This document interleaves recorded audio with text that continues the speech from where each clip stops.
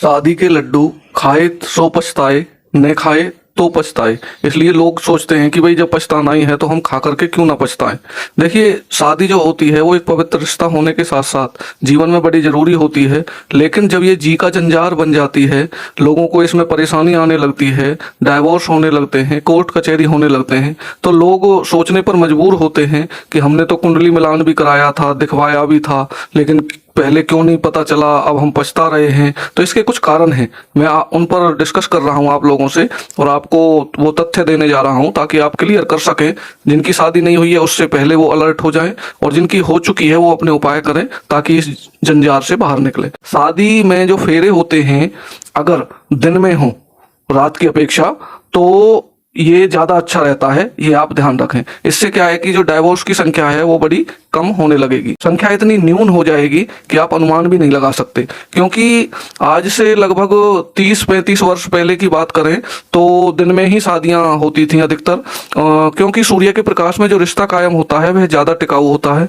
इसके कुछ पुख्ता प्रमाण मैं आपको बताता हूँ। देखिए, चंद्रमा और सूर्य के फंक्शंस को समझना पड़ेगा ताकि आप उपायों में विश्वास रख सकें, उनको समय रहते कर सकें। सूर्य जो होता है वो स्फूर्ति ताजगी देता है। शरीर में आत्मा जो होती है, जो शरीर को परमात्मा से जोड़कर सेतु का काम करती है, वही आत्मा रात के आगोश में सुप्त अवस्था में होती है। क्योंकि रात में प्रत्येक व्यक्ति उतना एक्टिव नहीं होता जितना दिन में होता है, ये आप सब जानते हैं।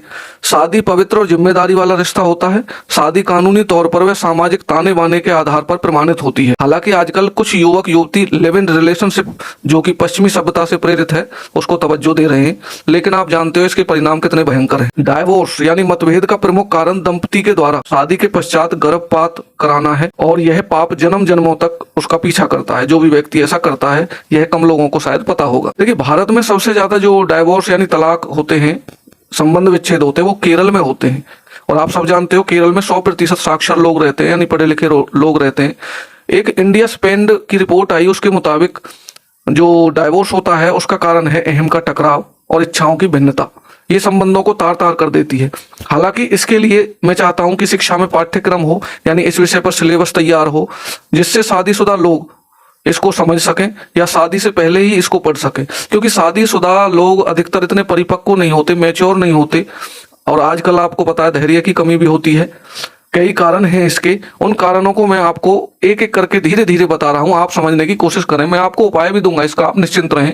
देखिए, इन सब में अगर दोनों में से किसी एक का, जो यानी मियाँ बीवी में से किसी एक का संबंध पुरुष का स्त्री से बन जाए बाहर, और या स्त्री का पुरुष से बन जाए, तो ये योग आग में घी का काम करता है। ये जो क्यों बनता है आगे मैं ये भी बताने वाला हूँ। यहाँ ध्यान देने वाली बात यह है कि ऐसा उसी इंसान के साथ होता है जिसकी ग्रह चाल बड़ी खराब चल रही हो। यह पता आप कभी भी किसी भी उम्र में आज कर लो या बच्चे के जन्म के समय कभी भी किया जा सकता है कि उसकी ग्रह चाल कब कब खराब होगी। ठीक है जी। इसके अलावा मान लो किसी लड़के या लड़की की कुंडली में शुक्र राहु एक साथ है, तो मियाँ बीवी में से एक लक्षण जो मैं बता रहा हूं, एक लक्षण आपको दिखाई देगा। जैसे दोनों में से एक बीमार रहने लगेगा, या फिर दोनों में से कोई एक डाउट संदेह करने लगेगा आपस में एक दूसरे पर, या उस घर में ऊपरी हवाओं का साया अवश्य आएगा। ये आपको कारण दिखाई देंगे। और इसका सिर्फ एक कारण है कि उनके अंदर कैल्शियम कम बनता है। अब आप या तो कैल्शियम बढ़ाने की मात्रा वाला जो उपाय जो कैल्शियम बढ़ाते हैं वो कर लीजिए, समझदार बनकर के किसी प्रमाणिक ज्योतिषी के पास जाइए या उससे सलाह ले लीजिए। अन्य कारण भी आप समझिए। देखिए, ग्रहचाल खराब होने के साथ साथ वह शादीशुदा जोड़ा अगर खराब वास्तु यानी घर में ऐसे किसी स्थान पर शयन कक्ष बना हुआ है उनका, जहां उन्हें नहीं सोना चाहिए, उदाहरण के लिए नवविवाहित किसी का नया विवाह हुआ है, उस जोड़े को आप नॉर्थ ईस्ट में सुला दीजिए, ईशान कोण में, उनको पता है नहीं, तो वहां जब वो सोएंगे तो 3 महीने के अंदर अंदर मतभेद इतने बढ़ जाएंगे कि बात कंट्रोल में ही नहीं आएगी। इनका असर आमतौर पर उन लोगों पर पड़ता है जो वास्तु को नहीं मानते। और आप अभी चेक कर लें जिनके साथ ये हो रहा है, या शादी करने जा रहे हैं तो भी अलर्ट हो जाएं, या जिनके शादी के पश्चात हालात गंभीर बने हुए हैं वो भी इस चीज को कंसीडर करना चाहिए उन्हें। जो कुछ मैंने बताया उसका संक्षेप में फिर दोहरा रहा हूं उन चीजों को। देखिए, रात में विवाह शुभ नहीं होता, उसका कारण यह समय निशाचरी होता है, प्रकृति का इसमें बिल्कुल सहयोग नहीं मिलता। रात में विवाह का कारण मुगलों के अत्याचार थे, जो हिंदू लड़कियों को बलपूर्वक उठाकर ले जाते थे, ये आप जानते ही होंगे। भारतीय इतिहास में सर्वप्रथम रात्रि विवाह सुंदरी मुंदरी नाम की 2 कन्याओं का बताया जाता है, जिन्हें दुल्ला भट्टी नामक व्यक्ति के संरक्षण में किया गया था। और ये विवाह आपको पता है हिंदुओं के विवाह रात्रि में तभी से प्रारंभ हुए, और प्रातः पौ फटती है जब सुबह का जो समय सा होता है 3-4 बजे के लगभग, वो फेरे तब से होने लगे। और ये परंपरा मैं बता दूं पंजाब से ही प्रारंभ हुई थी और वहीं पर सबसे पहले इसको समाप्त किया गया। आज पंजाब में फिर से विवाह दिन में ही होने लगे हैं। इसमें महाराजा रंजीत सिंह, आपने नाम सुना होगा, उनका बड़ा योगदान रहा है, उनकी अहम पहल रही है। इसके बाद हरि सिंह नलवा के संरक्षण में हिंदुओं ने दिन दहाड़े बैंड बाजे के साथ विवाह करना शुरू कर दिया। हरि सिंह नलवा ने हिंदुओं की घर वापसी कराई, हिंदुओं की परंपराओं को फिर से स्थापित किया, इसलिए उन्हें पुष्यमित्र शुंग का अवतार कहा जाने लगा। देखिए, आप जब रिसर्च करेंगे या गूगल वगैरह से सर्च करेंगे तो आपको पता चल जाएगा पुष्यमित्र शुंग नाम का जो राजा था वो कितना अच्छा था। ये आप पर छोड़ता हूं, आप खुद इसकी जांच पड़ताल कर सकते हैं। अच्छा, आर्य समाज के संस्थापक हुए स्वामी दयानंद सरस्वती, आप सब जानते हैं, उन्होंने अपनी फेमस पुस्तक लिखी सत्यार्थ प्रकाश, उसमें भी रात्रि विवाह को निषेध माना है।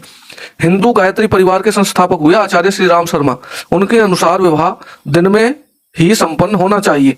उनके यहाँ विवाह दिन में ही होते हैं। गायत्री परिवार में आप जाओगे तो वहां जो विवाह पद्धति है वो दिन में ही संपन्न कराई जाती है। मुझे ऐसा लगता है कि धीरे धीरे नौजवान पीढ़ी 400 वर्ष पुरानी मुगलों की डर वाली परंपरा से बाहर भारतवर्ष को अवश्य लाएगी। महाराष्ट्र, तमिलनाडु, कर्नाटक, आंध्र प्रदेश, केरल, असम, मणिपुर, नागालैंड के अलावा अन्य राज्य भी अब धीरे धीरे अपनी पुरानी परंपरा की तरफ लौट रहे हैं।